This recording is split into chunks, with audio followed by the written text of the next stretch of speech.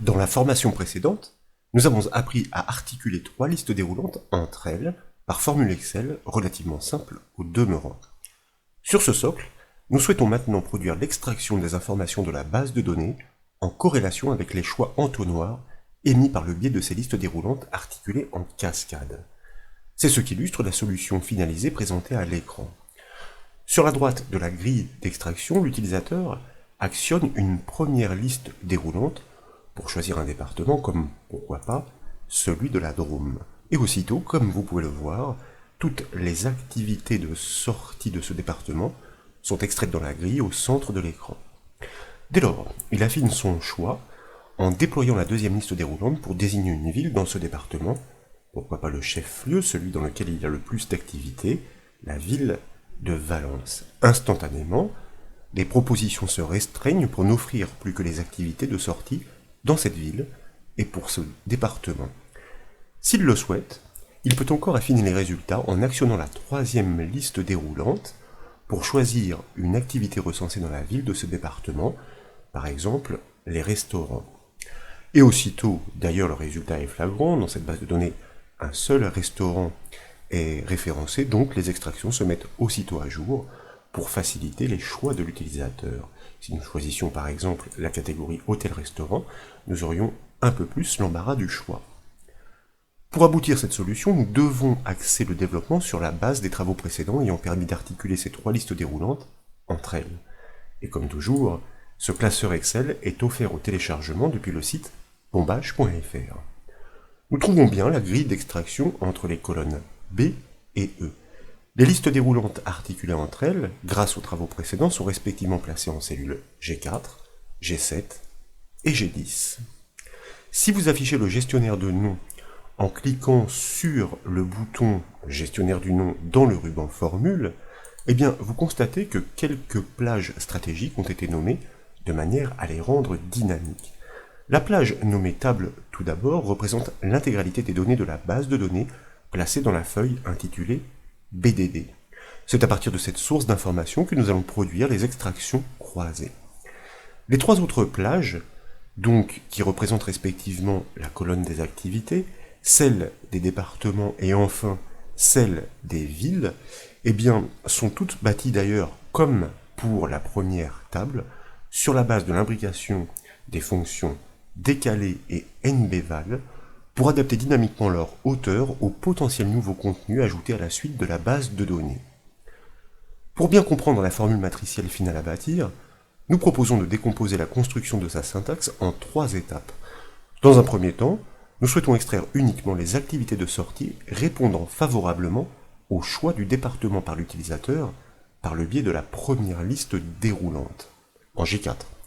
Et comme nous l'avons appris à l'occasion du volet précédent, la fonction matricielle qui permet d'extraire toutes les données d'une plage honorant un critère est la fonction filtre.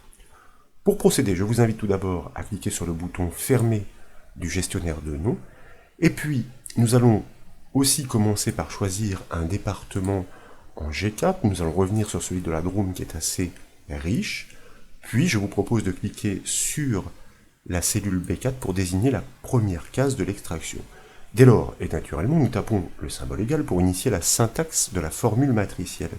Là, je vous invite à appeler la fonction de gestion des anomalies par son nom, si erreur, suivie d'une parenthèse ouvrante. En effet, nous souhaitons éviter les messages d'erreur lorsque la fonction d'extraction échoue. Ce cas se produit inévitablement quand l'utilisateur n'a par exemple émis aucun choix avec les listes déroulantes. Dès lors, nous pouvons inscrire la fonction matricielle d'extraction filtre suivie d'une parenthèse ouvrante. Et là, je vous propose de désigner la base de données à analyser par son nom.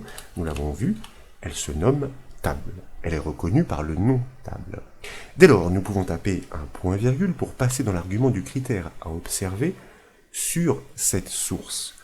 Nous le savons, la correspondance des lignes à extraire doit s'établir sur le département dans un premier temps. Mais comme nous recouperons d'autres critères avec celui-ci par la suite, nous avons besoin d'encapsuler cette première matrice conditionnelle dans des parenthèses. Ce que nous faisons donc en ouvrant une parenthèse pour accueillir la matrice conditionnelle. Dès lors, nous allons désigner la colonne des départements par son nom, DEP, comme nous l'avons constaté.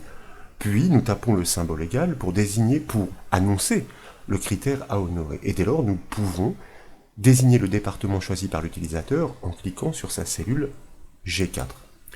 Nous fermons donc la parenthèse de la matrice conditionnelle. Nous pouvons fermer la parenthèse de la fonction filtre. Puis je vous invite à taper un point-virgule pour passer dans le second argument de la fonction si-erreur. Là, nous inscrivons tout simplement deux guillemets comme vous le savez pour conserver les cellules vides en cas d'anomalie. De fait, nous pouvons fermer la parenthèse de la fonction si-erreur et nous n'avons plus qu'à valider simplement la formule matricielle par la touche entrée du clavier. Et comme vous pouvez l'apprécier, grâce à la nature matricielle de cette fonction filtre, les résultats de l'extraction se répandent naturellement en ligne et en colonne. De plus, et pour la même raison, il n'a pas été nécessaire de désigner les références absolues sur la cellule G4, celle du choix du département par la liste déroulante. Une fonction matricielle confronte naturellement toutes les cellules des matrices impliquées dans le raisonnement. Bien sûr et enfin, ces données extraites sont parfaitement filtrées sur les activités de la DROM, comme vous pouvez le voir, et comme l'avait demandé l'utilisateur en l'occurrence ici, avec le choix effectué par le biais de la première liste déroulante. Pour permettre à l'utilisateur des sélections plus précises, nous devons maintenant recouper la matrice conditionnelle des départements avec celle des villes. Vous l'avez compris, l'adaptation s'annonce triviale. De nouveau, je vous invite à cliquer sur la première cellule d'extraction, soit B4. Et dans la barre de formule, nous allons cliquer juste avant la parenthèse fermante de la fonction filtre. De cette manière, eh bien, nous sommes placés juste après la parenthèse fermante de la matrice conditionnelle. Là, nous tapons le symbole de l'étoile pour annoncer la matrice conditionnelle à recouper. Nécessairement, nous ouvrons une nouvelle parenthèse alors je me suis trompé de touche, une nouvelle parenthèse, disais-je, pour accueillir cette nouvelle matrice. Nous désignons ensuite la colonne des villes par son nom, comme vous le savez, reconnu sous l'intitulé « ville » au pluriel. Comme précédemment, nous tapons le symbole égal pour annoncer la condition à observer sur cette plage, et naturellement, nous désignons la ville choisie par l'utilisateur en cliquant sur sa cellule G7. De fait, il ne nous reste plus qu'à fermer la parenthèse de cette deuxième matrice conditionnelle et à valider la formule comme précédemment par la touche entrée du clavier. Cette fois, plus aucune extraction n'est produite. La raison est simple, nous n'avons encore formulé aucun choix sur la ville. Donc, avec la liste déroulante en cellule G7, comme nous l'avons fait précédemment, je vous propose par exemple de choisir la ville de Valence. Et cette fois, l'extraction chirurgicale s'opère comme par magie. Seules subsistent les activités de la ville de Valence dans le département de la Drôme. En conséquence, et comme vous pouvez le voir ici, la liste est moins volumineuse que précédemment, elle est certes plus précise. C'est maintenant une troisième matrice conditionnelle que nous devons recouper avec les précédentes de manière à inclure le filtre sur le choix de l'activité. Le principe est strictement identique. Donc nous cliquons de nouveau sur la cellule B4, la première cellule de l'extraction.